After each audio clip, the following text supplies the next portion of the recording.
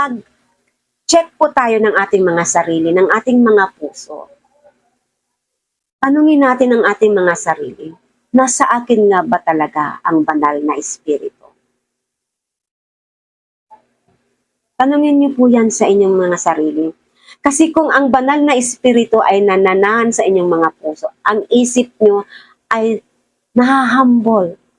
Ang isip nyo ay hindi na nakatuon sa mga bagay na pakikipagmagalingan, pakikipagkontrahan, pakikipagtalo, pakikipagtaasan ng pride, pakikipagkompetensya. Hindi na doon. At yung action natin, at makikita na yan sa ating buhay, pamumuhay, pananalita, pakikitungo, yung mga gawain natin, yung gawi natin, paano tayo makisama sa ating mga anak, pamilya, paano natin naisa sa buhay yung mga utos ng Diyos. Totoo po na hindi tayo maliligtas sa kautusan dahil si Jesus tanging by grace tayo maliligtas.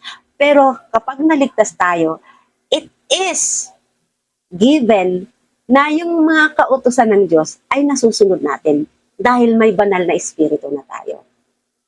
Yung mga hindi natin nagagawa, nare-remind tayo. Di ba? Na ito ang gawin mo, huwag mong gawin yan, ay mali yan. So, yun yung isa sa mga proof na may banal na espiritu nananahan